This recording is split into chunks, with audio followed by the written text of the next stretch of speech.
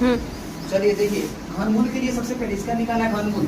तो सबसे पहले देखो यहाँ पर क्या करेंगे, कोची पहले ही जान लो। पहले अंत में देखो, अंत में अगर मान लीजिए क्वेश्चन के अंत में, क्वेश्चन के अंत में, यहाँ आंसर के अंत में, इधर थोड़ा देख लेना, क्वेश्चन के अगर अंत में रहे भाई वो आंसर के अंत में, इसी को पहले कल बताए थे कि 2 रहे तो क्या लिखना है बताओ। 2 रहे तो 8, क्या लिखना है 2 तो 8, और 8 रहे तो 2, 3 रहे तो 7, 7 रहे तो 3, बस यही याद करना है।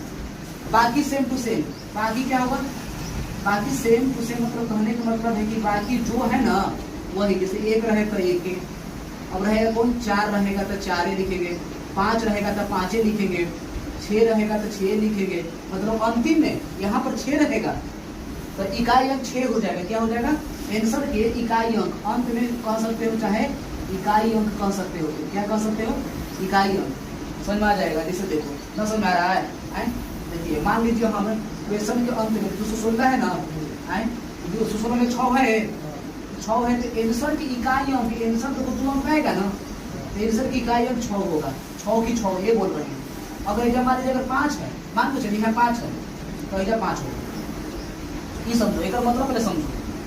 क्वेश्चन यहाँ तो नहीं देखना है, यहाँ 4 अगर रहे, जैसे 64 में 64 की 4 है तो 4 होता है कि ना, चाहे कुछ हो रहे, मान लीजिए यहाँ पर 4 रहे, इधर कुछ हो रहा है, ठीक है, जितना बड़ा क्वेश्चन घनमूल निकालना रहे, 4 है तो 4 होगा आंसर की इकाई अंक में, आंसर के इकाई अंक में, ये समझा रहे हैं। अगर इधर 1 रहेगा तो इधर 1 होगा, सुन आया, यानी 1 4 और 9 तक 9 तक 9 रहेगा तो 9, यानी ये 5 जो है ना सेम रहेगा, खाली बदलेगा कौन, 2 रहेगा तो 8, 2 रहेगा तो कुछ 8, 8 रहेगा तो कुछ 2।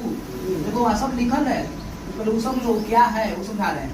3 रहेगा तो 7, और 7 रहेगा तो 3। बोलो इतना समझाया कि नहीं आया, यानी कि 2 रहेगा तो 8, 8 रहेगा तो 2, 3 रहेगा तो 7, 7 रहेगा तो 3, और 1 से लेकर बाकी सब सेम टू सेम, बाकी सेम टू सेम, बस 2 8 और 3 7 का चेंज करना है।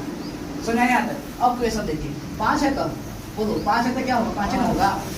अभी तो बच रहा है सेकंड अंक, इसका बच रहा है ना, अंतिम से 3 अंक छोड़ देना, अंतिम से सब में 3 अंक छोड़ देना, अंतिम से 3 अंक छोड़ देना। छोड़ दी थी कितना बचेगा, 91।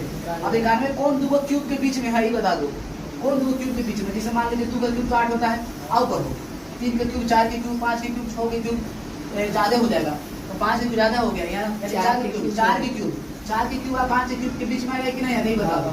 4 के 64, 5 के 125, तो 64 और 25 125 के बीच में 91 है।